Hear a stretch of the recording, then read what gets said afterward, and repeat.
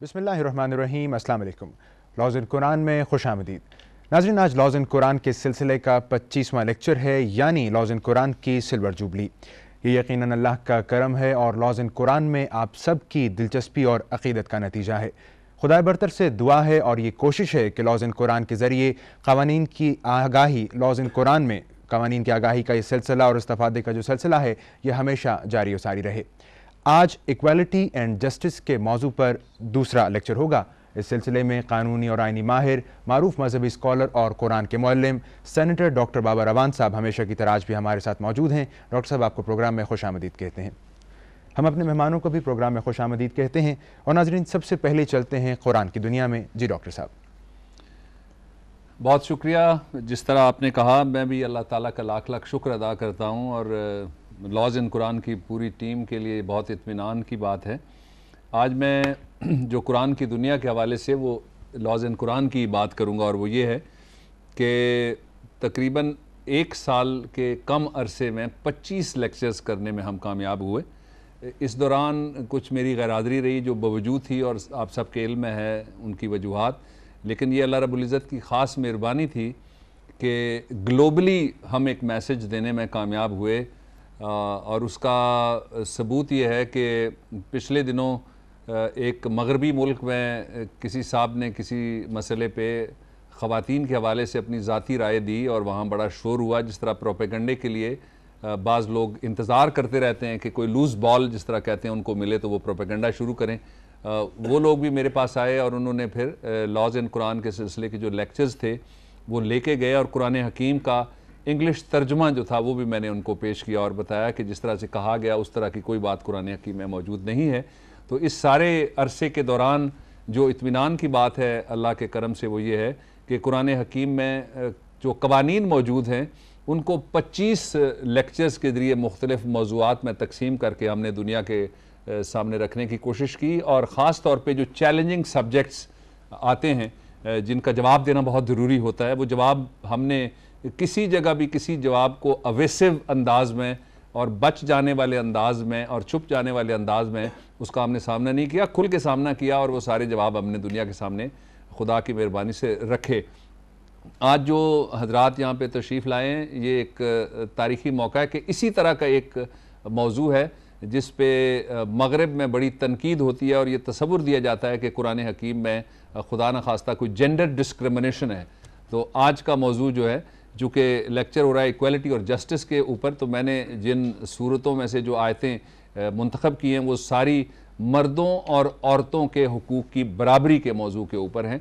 आप सबको मुबारक हो कि 25 लेक्चर इस प्रोग्राम के मुकम्मल हो गए।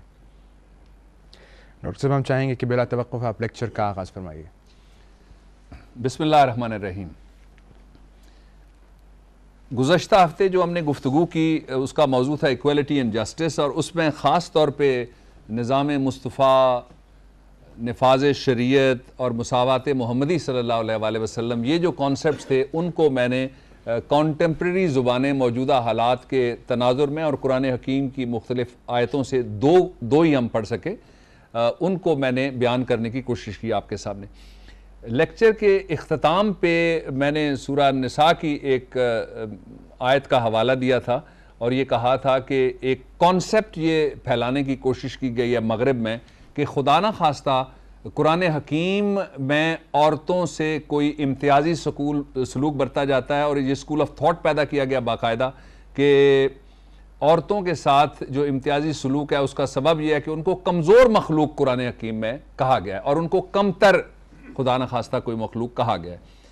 ये एक ऐसा चैलेंज है जिसका जवाब देने की ज़रूरत है और इसका जवाब देने के लिए, जिस तरह मैं हमेशा कहता हूँ, कोई मेरी और किसी और की कोई इल्मी दानिशवरी की ज़रूरत नहीं है, कुरान हकीम को खोलने की ज़रूरत है। जवाब वहाँ पे मौजूद है और ये आज के लेक्चर का मौजू है और मैं साबित करूँगा कि ये जवाब किस तरह से और किन किन आयतों की किन किन सूरतों के अंदर बड़ा वाज़े खुला मौजूद है। और सिर्फ ज़रूरत इस बात की है कि कुरान हकीम से हम अपना ताल्लुक़ और रिश्ता और राब्ता और नाता और वास्ता जोड़ें और उसको तर्जुमे के साथ पढ़ें।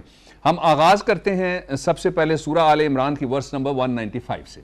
सूरह आले इमरान वर्स नंबर 195, और मौजू ये है कि क्या कुरान में मर्द और औरत में से किसी को ایک کے مقابلے میں دوسرے پر ترجیح دی گئی ہے اور کیا دوسرے کو کمتر قرار دیا گیا ہے اور کمزور قرار دیا گیا ہے یا بیکار قرار دیا گیا ہے یا ناکارہ قرار دیا گیا ہے یا کوئی جینڈر ڈسکریمنیشن ہوئی ہے یا قرآن حکیم دونوں کو برابری کا درجہ دیتا ہے؟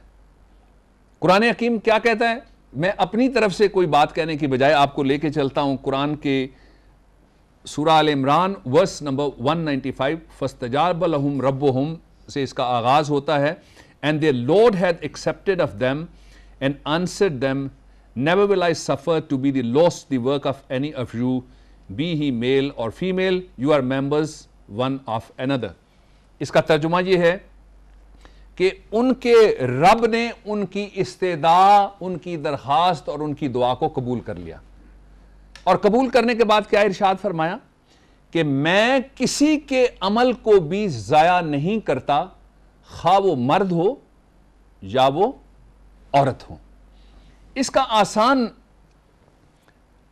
کوریلیشن جو نکالا اللہ رب العزت نے مرد اور عورت کے درمیان کہا کہ تم ایک دوسرے کی جنس ہو یعنی ایک دوسرے کا تم حصہ ہو ایک دوسرے کی کانٹینیوٹی ہو تم ایک دوسرے کا سہارا ہو تم ایک دوسرے کی ضرورت ہو تم ایک دوسرے کی زینت ہو تم ایک دوسرے کی خوبصورتی ہو اور تم ایک دوسرے کے لیے ہو اس لیے کہ ایک دوسرے کے بغیر مکمل نہیں ہے خواہ وہ مرد ہو یا خواہ وہ عورت ہو. اور یہ جو شرط لگائی گئی ان دونوں کے درمیان تخصیص ختم کر کے وہ شرط یہ ہے کہ دونوں میں سے کسی کے عمل کو ضائع نہیں کیا جائے گا. شرط کیا ہے؟ عمل. شرط کیا ہے؟ ایفرٹ. شرط کیا ہے؟ ایک اچھی بات. شرط کیا ہے؟ ایک اچھی رائٹیس ڈیڈ. یہ میں آگے چل کے جب باقی صورتوں کی طرف جاؤں گا تو یہ بات بھی کھل کے سامنے آ جائے گی. اس سورہ آل عمران کی ورس نمبر 195 میں اللہ رب العزت جو ارشاد فرمایا وہ ارشاد اس طرح سے ہے کہ اور ان کی دعا قبول کر لی گئی.